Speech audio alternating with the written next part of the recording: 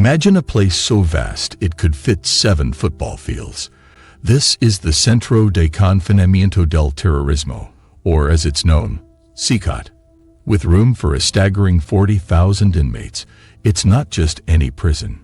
It's a fortress crafted from concrete and despair, designed to contain the most dangerous criminals in El Salvador. Once a nation haunted by violence and crime, the government has transformed this super prison into a grim symbol of its relentless fight against terror, a dark reminder of the shadows that once lurked in every corner of the streets. El Salvador has gained infamy as one of the most dangerous countries in the world, where the threat of violence hangs heavy in the air like a storm cloud ready to burst. The relentless grip of powerful cartels and violent gangs turn neighborhoods into battlefields. But under the steely resolve of President Nayib Bukele, a shift began to unfold. With unwavering determination, he launched a campaign against these criminal factions, tackling their reign of terror with a fist of iron. Bukele's approach is often described as brutal, a reflection of the country's desperate need for change. He introduced mass arrests, sweeping through cities to capture suspected gang members. The construction of CCOT was a pivotal move in his campaign, a fortress designed to lock away those who once ruled the streets, and a visible statement that El Salvador would no longer cower in fear. Yet, as the prison walls grew taller, so did the questions about morality and justice, leaving the citizens torn between safety and the haunting echoes of oppression. To enter CCOT, you must first navigate an elaborate gauntlet of security checkpoints, 7 in total, each more intimidating than the last.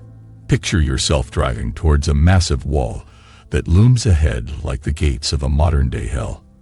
As you approach, guards armed with rifles stop your vehicle repeatedly, peering inside with suspicion, inspecting your belongings with a precision that feels almost invasive. Once you finally emerge from the car, the atmosphere thickens with tension. You're subjected to a humiliating search, forced to strip down to ensure you're not hiding anything. No weapons, no contraband, not even a hint of freedom. It feels less like a visit and more like a descent into a labyrinth of oppression. For journalists seeking the truth, the experience is equally grim. Every bag is emptied, every pocket turned inside out, and every inch of flesh examined before you can even set foot inside the prison's forbidding gates. When you finally breach the last barrier, a suffocating silence envelops you. Here, the concept of human rights feels like a distant memory, stripped away in the name of security. Guards stand watch like sentinels, eyes cold and unyielding, referring to inmates with a single word: terrorists.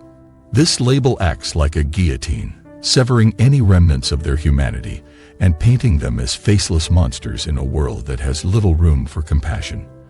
As you step further into CCOT, a chilling realization washes over you. This is not just a prison. It's a world unto itself, where hope goes to die. The air is thick with despair, and the stench of sweat and fear clings to the walls. Prisoners are crammed into massive, windowless cells, each holding up to 100 men, their bodies pressed against one another like sardines in a can. Here, privacy is a myth, and comfort is a cruel joke. Metal shelves serve as beds, and each inmate is allowed only a single thin blanket, barely enough to stave off the chill that seeps into their bones. The lights never dim, illuminating the cells with a harsh glare that feels like a spotlight on their despair. Inmates cover their eyes with towels in a futile attempt to escape the relentless brightness that blurs the line between day and night. Sleep becomes a luxury, a distant dream as they lie awake on unforgiving metal, their minds swirling with memories of life outside those prison walls, a life that feels increasingly like a fantasy. For those who dare to defy the oppressive order, punishment awaits in the dreaded black hole, a small dark chamber devoid of light and warmth. The air is thick with fear as inmates sent here understand that their very existence is about to be erased. The black hole is designed to silence dissent and crush the spirits of those who would dare to rebel against the prison's oppressive regime. Days can stretch into weeks without a glimpse of sunlight, a cruel form of isolation that drives many to the brink of madness. Food is a privilege that can be withheld, a tool for manipulation. Inmates are fed only sporadically, and any hint of resistance can lead to starvation. The black hole is a living nightmare, a space where hope is snuffed out, and the echoes of tortured souls linger in the shadows. President Buchel's iron-fisted approach has yielded results. For many, he's a hero, a leader who has ushered in an era of safety that the country desperately craved. Streets once ruled by fear are now quieter, the echoes of gunfire replaced by the sounds of children laughing. But beneath the surface of this transformation lies a dark undercurrent. Critics warn of human rights violations and the moral implications of imprisoning thousands without due process. While the streets of El Salvador may be safer, the cost is high. Families torn apart by mass incarcerations and whispers of oppression leave scars that will take generations to heal. The very essence of justice hangs in the balance, with citizens left wondering if their newfound peace is worth the price of their humanity. As El Salvador forges ahead, one undeniable truth remains. The struggle against crime and violence is far from over. Inside Sikat, the inmates face the consequences of choices made in a world rife with chaos. Each soul trapped within its concrete walls carries a story of dreams turned to nightmares, of lives shattered by choices, and of futures stolen in the name of justice. In the heart of Sikat, where hope is dimmed and humanity feels distant, the question looms like a specter. At what cost does safety come? Will El Salvador emerge as a beacon of hope, or will it remain a haunting reminder of the darkness that once consumed it? As the prison's walls continue to stand, a chilling realization takes root. The ghosts of the past linger just outside, waiting for the moment when the cycle of violence and despair might rise once more. Inside Sikat, the atmosphere is chilling, a suffocating weight pressing down on every soul trapped within its walls. This isn't a place where prisoners have privacy or comfort. It's a nightmare that stretches on endlessly. The inmates are crammed into large, echoing rooms, each housing around 100 people, their identities reduced to mere numbers. The lack of personal space is staggering. Metal shelves serve as beds, each a stark reminder of their confinement, and a single toilet sits exposed in the corner, devoid of any semblance of dignity. The stench of unwashed bodies and desperation fills the air, mingling with the constant sound of shuffling feet and whispered conversations, as the oppressive reality of their situation sinks in. Privacy? Forget it. The guards patrol relentlessly, their sharp eyes piercing through the shadows, ensuring that no moment of solitude is allowed. The inmates are under constant surveillance, their thoughts and fears exposed to the prying ears of those around them. Every cough, every sob, every whispered plea for freedom echoes through the cold concrete, creating an atmosphere thick with hopelessness. Sleep becomes a distant memory in this hellish environment. Without mattresses or pillows, the metal shelves become an iron prison, where bodies twist and turn, seeking a moment of comfort that never arrives. The blinding fluorescent lights never dim, casting an unyielding glare that seeps into every crevice of their minds. Many prisoners, in a desperate bid to shield themselves from the harsh reality, cover their eyes with tattered towels, yet the darkness they seek eludes them. Instead, their minds spiral into a tormenting abyss where nightmares blend with waking life, gnawing at their sanity. The journey into Sikat begins with a stripping away of not just belongings, but of dignity itself. Each inmate is subjected to a humiliating pat-down, the guards' hands invasive and rough, their laughter a cruel reminder of the power they wield. An X-ray scan reveals everything, even the most intimate secrets hidden within their bodies, leaving inmates exposed in more ways than one. They are issued uniforms that swallow them whole, ill-fitting, gray garments that erase their individuality. A blanket and a towel, both worn and frayed, are all they are given, a mockery of comfort in a place where warmth is a distant memory. As they are led to their new home, their hands and feet restrained, they are forced to keep their eyes on the ground, a dehumanizing reminder of their status as prisoners. The oppressive silence is deafening.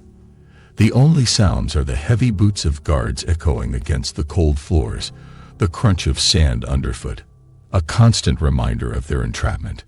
Once inside their cells, the sense of time disappears into a void. There are no clocks, no windows to the outside world, no sunlight to mark the passing of days. This disorientation breeds a profound psychological torment, as inmates lose all sense of reality. They are cut off from their past lives, their families, their dreams, all while the unrelenting echo of a clock ticks away in their minds, a reminder of the freedom they've lost. For those who dare to protest or challenge the unforgiving rules, punishment awaits in the dreaded black hole. This dark, cement room is devoid of light and hope, an abyss that swallows the spirit whole. When a prisoner is sent here, they might not see daylight for days, even weeks, their existence reduced to a cruel game of survival. Food is delivered sporadically, a meager portion that barely sustains life, and if they dare to act out, it is withheld altogether, leaving them to languish in their own despair. The black hole is not merely a room. It's a psychological weapon, designed to break spirits and instill fear. In this pitch-black isolation, the mind turns against itself, unraveling in the dark. The silence is deafening, broken only by the distant sounds of despair, the soft sobs of those who have lost all hope, the echo of madness creeping in. President Buchel's hard stance against crime has drawn mixed reactions, dividing a nation on the brink of transformation. For some, his approach is a beacon of hope, a firm hand that guides them away from chaos. For others, it raises grave concerns about human rights violations, a delicate balance between safety and dignity. Yet, for the citizens of El Salvador, the changes have brought a breath of fresh air. The terror that once ruled their lives is slowly fading, replaced by a growing sense of safety. El Salvador's journey from chaos to order is not just a story of prisons and policies. It's a testament to resilience and survival. In the shadow of Sikat, families dare to dream of a brighter future, free from the grips of fear. The message is stark. Those who choose to destroy others will face the consequences of their actions, yet it leaves a haunting question hanging in the air: at what cost? As El Salvador continues to evolve, one thing remains certain: the struggle against crime and violence is far from over. The inmates of Sikat live with the consequences of their choices, trapped in a relentless cycle of violence and regret. While the country has made strides towards safety, the emotional scars run deep, a constant reminder of the dark past that refuses to fade. In the heart of Sikat, where hope is dimmed and dreams are shattered, the question lingers: at what cost does safety come? For every prisoner trapped within these walls, the answer is a chilling echo of their own choices, leaving them to ponder the price of their freedom, a price they may never be able to pay. Thank you for joining us on this journey of discovery. And don't forget to like this video. Hit the subscribe button for more powerful content. See you in the next one.